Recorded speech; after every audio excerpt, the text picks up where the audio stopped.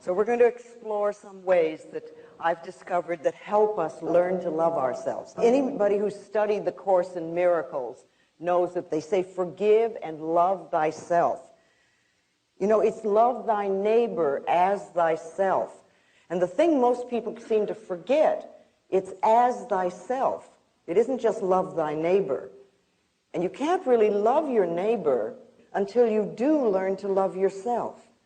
And I'm not sure exactly why we've gotten away from loving who we are. And remember, when I talk about loving yourself, I'm not talking about vanity or arrogance. That is not love.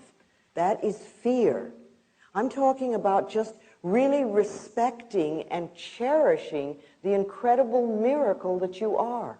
Because each one of us is someone really fabulous. We're divine, magnificent expressions of life. Only we have to know it. And when we do, it's like we're in tune with the entire universe, and everything just flows in our life. So we need to not only love our neighbor, but we need to love ourselves, and we need to begin there. And it's interesting, we resist this so much.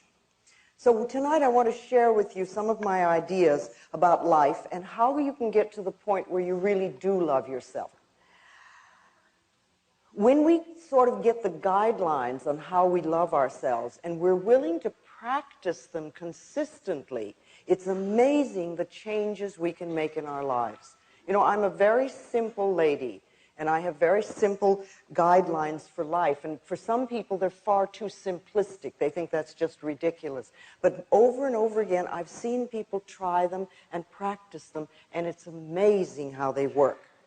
Now, I want you to remember that if you hear just one sentence tonight that you can use to help improve the quality of your life, that's fabulous.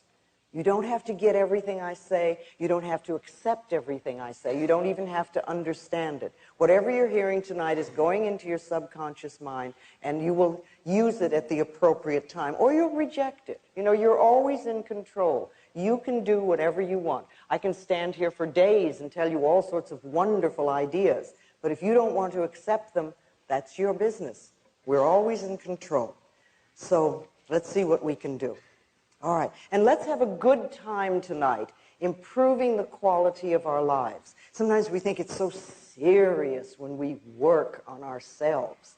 And we can do it that way, and we can also do it through a lot of pain, but we can do it through a lot of joy too. Okay? So if you want to love yourself, then I suggest you start with these 10 steps that I've put together. Absolutely number one, first of all, most important, and if you really get this one, you don't have to practice any of the others because they'll come automatically. The number one thing is to stop all criticism. Stop criticizing yourself now and forevermore. Never again. Make a vow to yourself, I'm not going to do this anymore. You have been criticizing yourself for years and years, and you're still criticizing yourself for the same stuff you were criticizing yourself for before. So it seems that it doesn't work. So why don't we try another tactic? Let's come from a place of being okay as you are, and you can make changes. I remember what a revelation it was to me when I discovered that I could make changes in my life without being a bad person. I didn't have to be bad and then change. I could be okay and just change. Criticism never changes a thing. So refuse to criticize yourself and accept yourself exactly as you are. Remember, everybody changes, everybody. But when you criticize yourself, your changes automatically become negative. You get into negative changes. And when you approve of yourself, it's amazing how your changes are positive. Our ability to change and adapt and flow with the process of life is our healing power. That's our healing power. We are powerful beings, and our power lies in the choice of thoughts that we think and the words that we use. Because our thoughts are creative. They create our experiences. They contribute to everything we do in life. So you do choose the thoughts you think. You really do. Sometimes we think, oh, they zip by so quickly. But you really do choose them. So choose thoughts that are nurturing to you. Choose thoughts that are uplifting, that are supporting of you. If you really want to love yourself, it's essential that you stop criticizing yourself now and forevermore. Absolutely. And you can do it. You can do it. Just make a vow that that's what you'd like to do. All right, number 2, don't scare yourself. Please, if you love yourself, don't scare yourself. Stop terrorizing yourself with frightful thoughts. Because all you do is make any situation worse. You don't make it better. And don't take a small situation and make it into a big monster. And don't take a scary situation and make it even worse. Be there for yourself, you know? It's a terrible way to live. And if you have a habit of doing this, I suggest you stop it. You just stop it. You know, how often do we lie in bed at night going over and over a problem, creating the worst possible scenario? We do this for illness. We get a pain, and we're immediately planning our funeral. A few people I think here have done that, yes. We do this for relationships. Someone doesn't call, and we immediately decide that we're totally unlovable and we'll never have a relationship in our life. And we're abandoned. We do this for work. You know, you hear a small remark at work, and you think, oh my God, I'm going to be fired. You know, we build these things up. And remember, these frightening thoughts are affirmations, only they're negative affirmations. So if you have a habit of thinking negative thoughts that scare you, what I find is the best thing to do is find an image of something you really like, something that you love. It could be a sport, it could be a sunset, it could be some beautiful view, it could be flowers, it could be anything. And use that as a substitute. Pick that as your image, like your switch to image. And every time the negative thought comes up, or every time you find that you're frightening yourself, just switch to this thought or this image. You know, and say to yourself, no, I'm not going to think about that anymore. I'm going to think about sunsets or waterfalls or beautiful yachts or whatever your image is. Whatever you want to choose. And if you keep doing that, you will break that habit. But it takes practice. It always takes a little practice. Love yourself enough to stop scaring yourself. You know, just stop that. Number 3 is be gentle and kind and patient with yourself. Just be gentle and kind and patient. You know, a good example of the power of patience is a garden. A garden is often to begin with just a patch of dirt, and then you add some seeds or some little plants, and you let the sun shine, and you water it, and you give it some loving attention. And to begin with, it seems like not much is happening. But if you continue doing that, if you're patient, things will change. The garden will grow and blossom.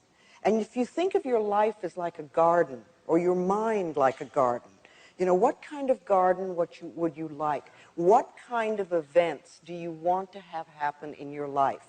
And what kind of seeds do you need to plant in order for those to happen? So you select the seeds, you select the thoughts that will contribute to creating the garden of experiences that you want. And I like to think of planting these thoughts in the fertile soil of your subconscious mind, where they get nurtured and then can grow. And if you pay attention to them, if you take care of them, then one of these days you'll reap a wonderful, bountiful, and beautiful harvest of all the things you want. You're learning new ways of thinking. Now, I realize that some of you have been working on yourself for a very long time. So some of the things I'm going to say tonight might just reinforce for you what you already know. And a few of you may be just beginning on your pathway of self-discovery. And some of the things I may say tonight might sound ridiculous, or you may resist them a lot. But remember, the resistance is part of the process of making the changes. When you ask the question, how do I love myself? You are already in process of beginning to learn to love yourself. Because there was probably a time when you wouldn't even dream of asking the question. So you're already started there. So as you learn these new ways of thinking, be gentle with yourself. Be kind to yourself and be patient with yourself as you plant the new thoughts in your mind. Now watch for the weeds. The weeds are like the old negative thoughts, and pluck them out as quickly as you can. Remove those negative thoughts as soon as you see them. You want to treat yourself as you would somebody that you really, really liked, or as you would treat a gentle little child. You know, for yourself, that's important. And you know, it's okay to make mistakes while you're learning. You don't have to immediately be perfect. So many of us are cursed with perfectionism. And we won't give ourselves a chance to really learn anything new, because if we don't do it perfectly in the first 3 minutes, we again assume we're not good enough. But anything you're going to learn is going to take time. And when you first begin doing something new, it never feels right. You know, just for a moment, do this. I want you to clasp your hands. Now, there's no right or wrong way to do this, but just clasp your hands, and I'd like you to notice which thumb is on top. Okay? Unclasp your hands and reclasp them with the other thumb on top. How does that feel? Feels strange, it feels odd, it feels different, it may even feel wrong. Okay?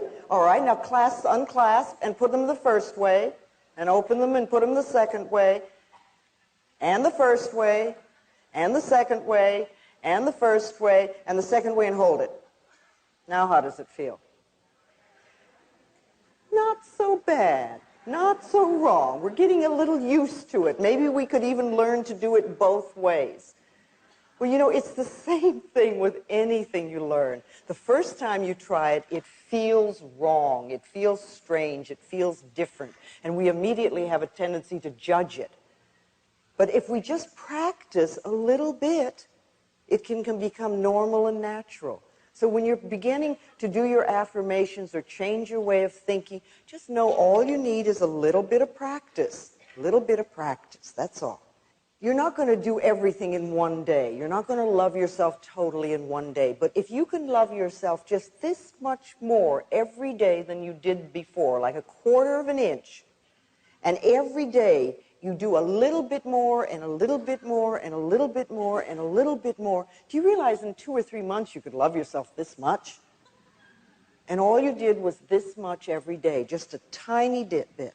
It's amazing. It takes just a little bit more love every day. You know, you can get up in the morning and say, I really want to love you more today than I did yesterday. And if you make that statement, the universe will hear you and find out ways to do that. Okay, number 4, be kind to your mind. Be kind to your mind. You know, self-hatred is really only hating thoughts you have about yourself. That's all it is. And you don't want to hate yourself for having thoughts. You gently want to change those thoughts. Change your thinking. You know, you are worth loving. All of us are. We do not have to earn love. In spite of the way some of us were raised as children, really, you don't have to earn love. You see, you don't have to earn the right to breathe. You have the right to breathe freely and fully because you exist. And you have the right to be loved because you exist. That's all you have to do. We are lovable because we exist. And we have to know that and make it true for ourselves. Speaking of thoughts, I talk a lot about affirmations. And we must remember that every thought we think and every word we speak is an affirmation. And far too often, they are negative. And we're not aware that the words and the thoughts these words and thoughts are shaping our future and our experiences. But when we talk about doing affirmations, we're talking about creating positive statements to create something wonderful and new in your life or to eliminate something for your life. So doing affirmations is one of the best ways to be kind to your mind, because you create definite positive statements that build you up instead of beat you up. See, if you can think of your thoughts as building you up rather than beating you up. And so many of us, I know I certainly did, had a habit of beating myself up with my own thoughts. Thinking well of yourself is an act of kindness that pays enormous dividends, enormous dividends. You can also learn the difference between responsibility and blame. Don't get into this, oh, I'm having this negative experience, therefore I must be a bad person routine. That's a terrible thing to do. Responsibility is making a conscious choice of how you will respond to a situation or to an idea. What sort of thoughts will you choose? You have an experience. Okay, how can you learn from this experience? Or what can you learn from this experience? You know, Dr. Bernie Siegel says in his new book, Peace, Love, and Healing, that people who have so-called terminal illnesses and defy the statistical odds against them all share something. They have an acceptance of responsibility for decisions affecting their lives. They don't blame themselves, but they do accept responsibility. See, blame is making yourself wrong for having certain thoughts or for having certain experiences. But blame creates guilt. And guilt always seeks punishment, and punishment creates pain. So being kind to yourself means stopping all blame, all guilt, all punishment, and all pain. Respond to yourself and to life in a loving way. Now, another kindness you can give to yourself is to relax. Just relax. Relaxation is essential. It's absolutely essential for the healing process. It's really hard to allow the healing energies to flow within us if we're tense and frightened. It's like we shut off the energy. And it only takes a minute or two, a few times a day, to allow the body to let go and relax. See, at any moment you can close your eyes and take 2 or 3 deep breaths and just release whatever tension you're carrying. Let's do that now for a moment. Just let's close our eyes and take a deep breath and just exhale and let go. Just let go. And let's do that again. Take another breath and just release all fear, any tension. And once more, take a deep breath. And as you exhale, just let yourself be centered. And you might even say to yourself silently, I love you, all is well. And then just notice how much easier your body is for the moment. That didn't take 2 minutes. And if you would do that several times a day, it sort of says to the body, it's okay, you don't have to go through life tense and frightened. You can be relaxed and still handle whatever you need to handle. Another kindness to yourself is to meditate. You know, as a society, we've made meditation into something mysterious and difficult to achieve. And yet meditation is one of the oldest and simplest processes there are that we can do. All we have to do is to sit or even lie quietly, close our eyes, take a few deep breaths, and our body again will automatically relax. We don't have to force it, it just happens. And we can repeat words like love, or peace, or healing, or anything that's meaningful to us. We could even say, I love myself, or I forgive and I am forgiven, or I'm willing to learn. And then just sit there quietly, and your answers may come immediately, or in a day or two, or whenever. The thing I do most of the time is just say, what is it I need to know? And then I just wait. And what I need to know is revealed to me. You know, you don't have to be rushed. Just allow things to happen. Remember, it's the nature of your mind to think. You're never going to stop your mind from thinking. Some people think that if they meditate, they have to stop their mind from thinking. But you can slow down those dashing thoughts. You just allow them to flow through.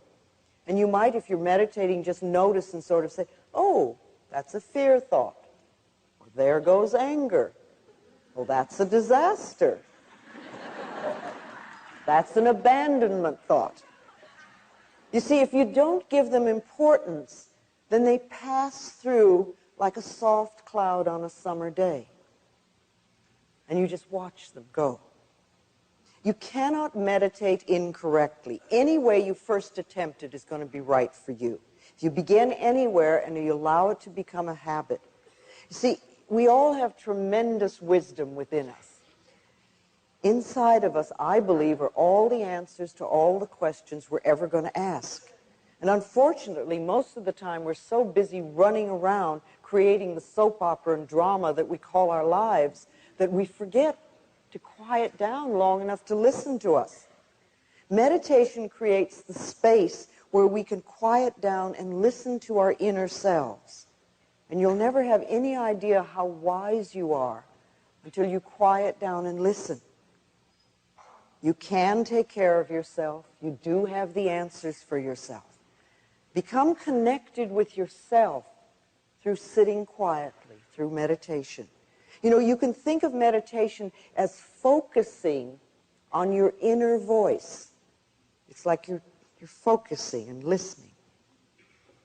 Visualizations are also very important. You create a clear mental picture or an image that enhances your positive affirmations.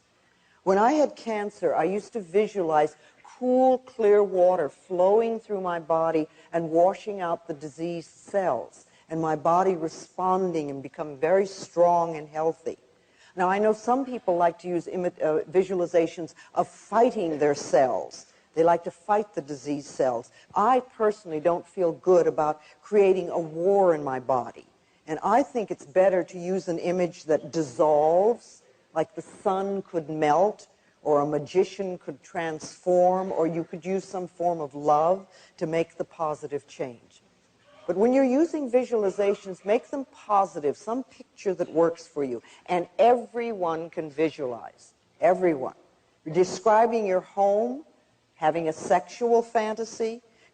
You know, people who think that there's no connection between mind and body have obviously never had a sexual fantasy.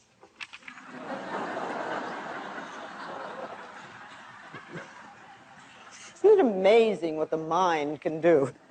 Okay, so let's use these visualizations in a positive way to really enhance what you're doing. Just like, you know, you've used negative visualizations to make a bad situation worse, you can use a positive visualization to make it better. Okay, number 5, praise yourself. Please praise yourself. Criticism breaks down the inner spirit, and praise builds it up. So praise yourself as much as you can. Tell yourself how well you're doing with every little thing. Many of us refuse to put any effort into creating a good life for ourselves because we feel we don't deserve it. Our feeling of not being deserving could come from people telling us we didn't, but it could also come from something as simple as early toilet training or being refused an ice cream cone when we were young. Deserving has nothing to do with having good. It's our unwillingness to accept good in our lives. Allow yourself to accept good, whether you think you deserve it or not. And you know, when you think about deserving, there's a few questions I'd like to ask you about this to help you deserve the good that's in the universe. What is it you feel you deserve? What do you feel you deserve? Do you deserve love and joy and all good? Or do you feel deep down that you deserve nothing? Why? Where did that message come from? And are you willing to let it go? What are you willing to put in its place? What different message would you put there? Because remember, these negative messages, something that says you don't deserve or you're not worthy, that's only a thought, and a thought can be changed. What is it you want that you're not now having? Think about that and be clear and specific about what you want and what you deserve. What were the laws about deserving in your home? What did they tell you you don't deserve? Did they tell you you deserve a good smack? Is that the message you got as a child? Did your parents feel that they deserved good things? Do you always have to earn in order to deserve? And were things taken away as a child when you did something wrong? Now, do you really feel you deserve? Do you feel good enough, smart enough, tall enough, pretty enough, bright enough, whatever? What belief is in the way of your deserving? Do you believe you're not good enough? There's not enough money. I'll never amount to anything. I'm not ready yet. What are the beliefs that are in the way of you really deserving? And then the last question about deserving is, what do you have to live for? What do you have to live for? What is the purpose of your life? And what meaning have you created? You know, you're here for a reason. You didn't come just to get a new car every so many years. You really came for a purpose. And what is your purpose? What are you willing to do to experience the good you really deserve? Are you willing to do affirmations? Are you willing to do visualizations? Are you willing to do treatments? Are you willing to forgive people? Are you willing to do regular relaxation and meditation? How much mental effort are you willing to give in order to change your life? Questions to ask yourself. All right, number 6 on loving yourself is support yourself. Find ways to support yourself. Reach out to friends and allow them to help you. It really is being strong to ask for help when you need it, instead of trying to do it all yourself and then being angry at yourself because you can't make it. And there's so many ways. You know, friends can help you. There are support groups everywhere. We now seem to have 12-step programs for almost every problem there is. I'm sure you have them here. We certainly have them in Los Angeles. There are lists of all the things that they do. In some areas, you find healing circles, and lots of the churches have support groups. And if you can't find what you want, you could even start your own. Start your own support group. All you need is a teddy bear and some good, encouraging thoughts. How do you start a support group? You know, some people think that's so scary. They'd like to have them, but they don't know what to do about it. Well, you know, you can just gather 2 or 3 friends that have the same issues that you have and follow a few guidelines. If you do it with love in your heart, your little group will grow. It's amazing. People will be attracted like a magnet. And don't worry, if you have a little group and it starts to grow, don't worry about where you're going to meet, because the universe will always find a space. Okay. Number 7 on loving yourself. Be loving to your negatives. Be loving to your negatives. You created every single negative pattern, every negative habit, everything you have in your life to fulfill a need. And they worked. See, everybody's made negative choices in the past. We all have. However, nobody is stuck with them. The good news is that you always have choice. You can choose again.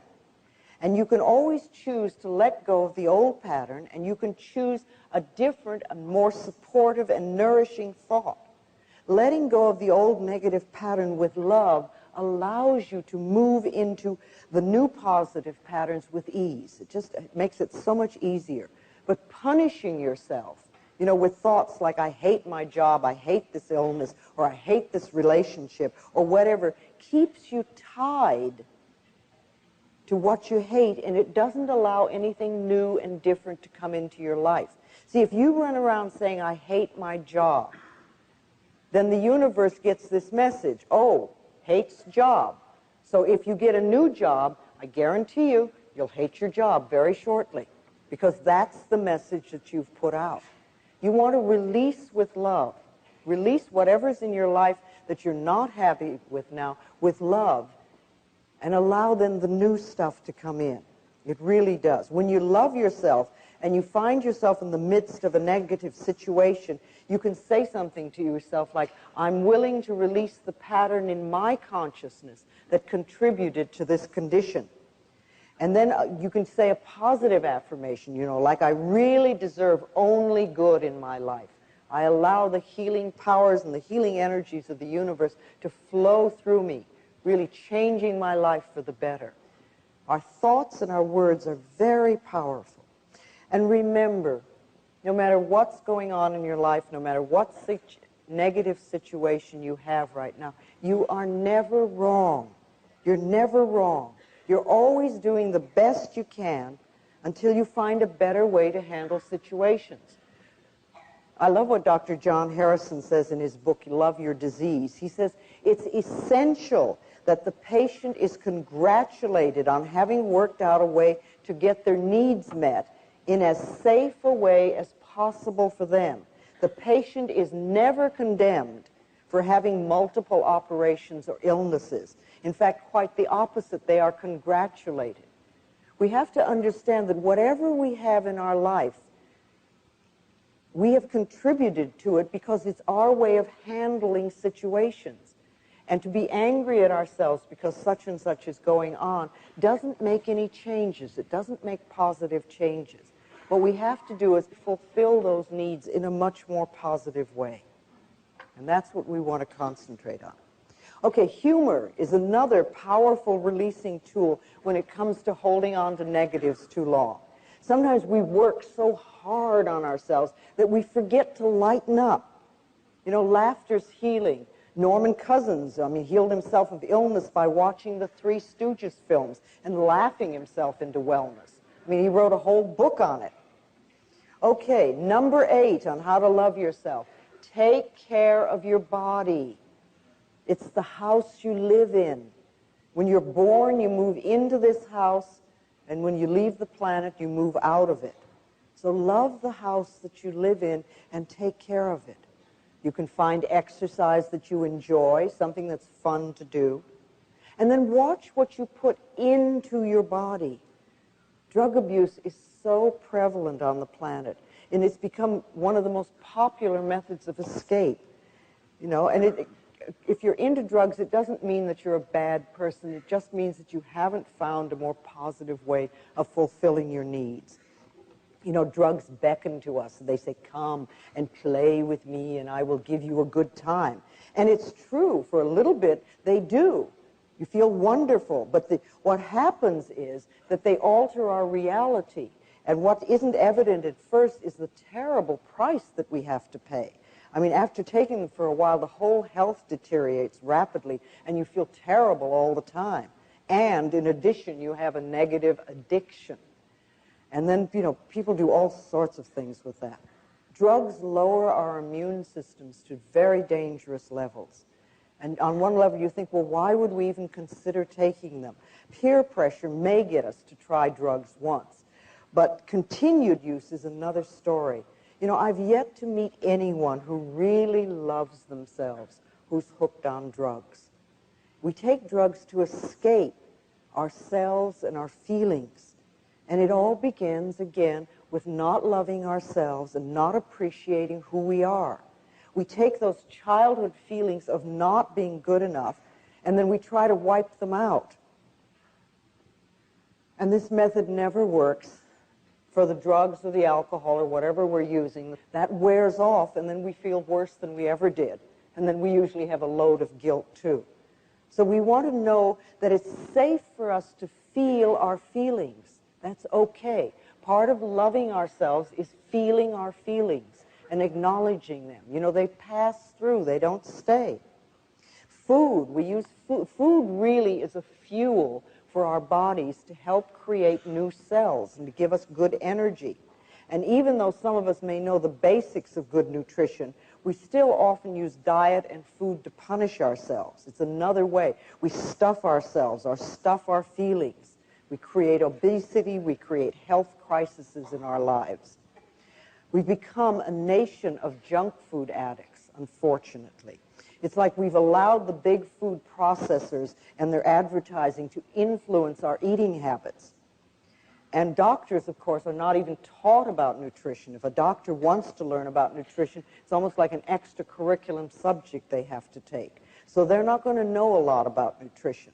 Most medicine of the moment is concentrated on surgery and drugs. So if we really want to learn about nutrition, it's something we have to take in our own hands. It's an act of loving ourselves to begin to be aware of what we put in our mouth and how we feel. You know, if you eat lunch and an hour later you start going to sleep, you might ask yourself, what did I eat? Maybe there's something that isn't good for my body at this point in time and space. So start noticing what gives you good energy and what doesn't, what tears you down. So we can either do that by trial and error ourselves, or you can find a good nutritionist to go to who knows some of these answers and can really help. And then there are lots of other good alternative therapies that we can explore to see if they're right for us. Because remember, every body is different from every other body. I mean, you can look around and see that. So no one thing is going to be good for everybody. But, you know, acupuncture is a favorite of mine. There's herbology, there's homeopathy, there's the Bach flower remedies, there's all sorts of body work and massage, there's aromatherapy, there's sound therapy. That's an area that I'm now beginning to explore, how sound waves can accelerate learning and healing. You know, we're in a time right now where the new technologies that we're learning are beginning to combine with ancient healing methods. And I see the possibilities as absolutely enormously, just endless, endless. I think between now and the end of the century, we're going to learn so much. So taking good care of our bodies is an act of loving ourselves. And then there is mirror work, one that I love so much. I have seen so many people change their lives by merely looking in the mirror and saying, I love you. I really, really love you. You know, at first it may seem untrue or even weird, and it can bring up sadness or anger or fear. But if we continue to do this simple affirmation every time we're in front of a mirror, our inner energy begins to shift. Letting go of destructive thoughts and behaviors and accepting ourselves as naturally lovable becomes so much easier. There are several ways you can practice mirror work. I like first thing in the morning, just looking in the mirror and saying, I love you. What can I do for you today to make you happy? How can I make you happy today? Do you ever ask yourself that? Especially first thing in the morning? And then listen to what you hear and start following through. You may not get any messages to begin with because you may be so used to beating yourself up that you don't know how to respond to a kind, loving thought. But listen and follow through and begin to learn to trust yourself. If something unpleasant happens, immediately run to the mirror and say, I love you anyway. Because you want to realize that events come and go, but the love that you have for yourself is constant, and it's the most important thing in your life. Not the experience of the moment, but the fact that you love yourself. If something wonderful happens, run to the mirror and say, thank you, thank you, thank you. Acknowledge yourself for having created that wonderful thing. You can do forgiveness work in the mirror. Look into your own eyes and say, I forgive you. I forgive you for holding on to old patterns for too long. I forgive you for not loving yourself. I forgive you for whatever. You know, we're so hard on ourselves. We're so judgmental and so critical. We beat ourselves up for every little mistake, no matter how small. Every one of us can use forgiveness on a daily basis. Sometimes I look in the mirror and I say, I am forgiven. I forgive you and I am forgiven. I forgive and I am forgiven. Know that it works both ways. You can talk to other people in the mirror. Tell people things in the mirror you'd be afraid to say in person. You know, you can clean up old issues. You can forgive them. You can ask for love and approval. It's a wonderful way to talk to your parents or part of a relationship. Talk to your doctor in the mirror. Talk to your boss in the mirror. You can say all sorts of things that you'd be afraid to say otherwise. But I think the last thing you always want to say when you do any mirror work is that what you really want is their love and approval. Because that's what we all want. We all want love and approval from wherever we are, so that everybody gives that to us. And the more we give it, the more we're going to get it. See, affirmations in the mirror are powerful because the mirror always tells us the truth. If you look in the mirror and you immediately hear negative stuff, then that's like almost a gift, a treat. Because if you look in the mirror and you say, I love you, and you hear this, so, who are you kidding?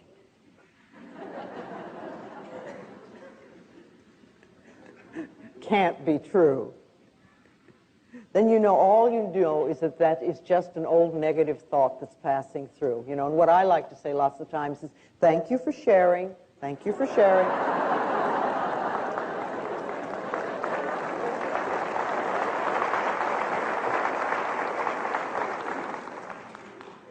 When you acknowledge that the negative thought is there, don't give it a lot of importance. Or if you have a negative message coming through, turn it around into a positive affirmation. Just let it go. And at least once a day, look in your eyes and say, I love you. I really, really love you. I love you. And as for loving yourself, do it now. Don't wait till you get well, or you lose the weight, or you get the new job or the newer relationship. Do it now and do the best you can. You see, if you're dissatisfied with yourself now, and you think, oh, well, I will love myself when I get the new job, or I lose the weight, or I have a new relationship, believe me, you'll lose the weight, you'll get the new job, you'll have the new relationship, and you'll still be dissatisfied with yourself. Because the dissatisfaction with yourself is a habit pattern. If you can be satisfied with yourself now, if you can love and approve of yourself now, then when the good comes into your life, when the new things come in, you'll really be able to enjoy it. You'll really have a wonderful time. So don't wait. The most important thing is just be willing. Just be willing. I'm ready now to love myself. I'm ready to let my life change, and I'm willing. You may not know how to. It may seem sort of scary practicing all these things. If that's too much, then just start with, I'm willing to learn to love myself. I'm willing to learn to love myself. And believe me, the universe will hear you, because and God always says yes, your subconscious mind always says yes, you'll start to get a positive response. And once you've learned to love and accept yourself exactly as you are, then you can begin to learn to love and accept other people as they are. See, we can't change other people. If we just, that I think is another way of learning to love yourself, is stop trying to change other people. Leave them alone. I mean, all that energy that we spend into trying to make other people different, if we used half of that energy, we could make ourselves different. And when we're different, our whole life will change. You can't learn things for another person. Everybody has to learn their own lessons, but you can learn for yourself. You can learn for yourself. And you want to love yourself enough so that you're not brought down by self-destructive people or people that are negative. They have a right to what they think and what they want to do for themselves. But you don't want to put yourself in such a position. And if you're in a position where you're with a really negative person that doesn't want to change, then you need to love yourself enough to move out of that. Far too often we stay in a negative relationship for so long. You might even be taking abuse in a relationship. We'll allow ourselves to be put down. And when we do that, we're always saying, really, well, I'm not worth loving, so I have to stay here and accept this behavior because I know nobody else would want me. That's a very negative feeling to have about yourself. But, where is that concept? That concept isn't out there. That concept can only be inside of us. And when we change the negative belief we have about ourselves, then we find that we're treated differently.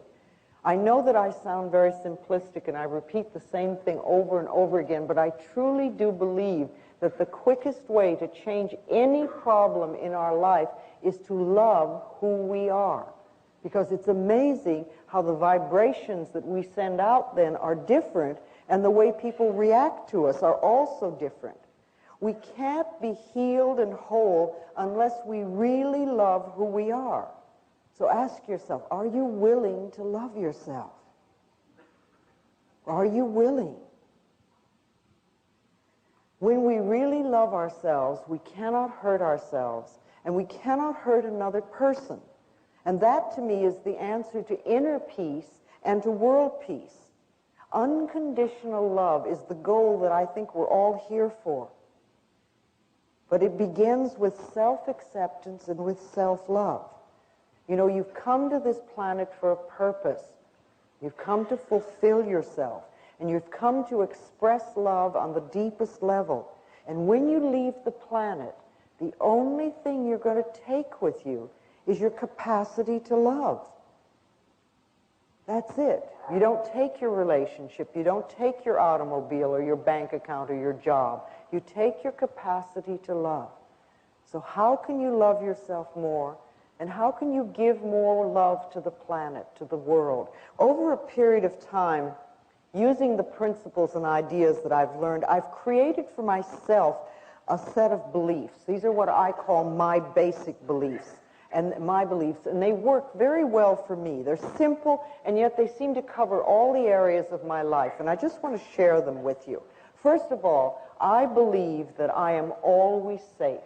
Wherever I go, wherever I am always safe. This is one of my beliefs. The universe takes care of me, and I'm led and guided every moment. I also know that everything I need to know is revealed to me. I don't have to struggle. Knowledge comes to me, whatever I need to know. I hear what I need to hear. And if I'm supposed to know something, it's revealed to me. I don't have to read newspapers. I don't have to listen to the news on television or on the radio. I don't have to fill myself with that garbage. If I'm meant to know something, it will come to me. I always know.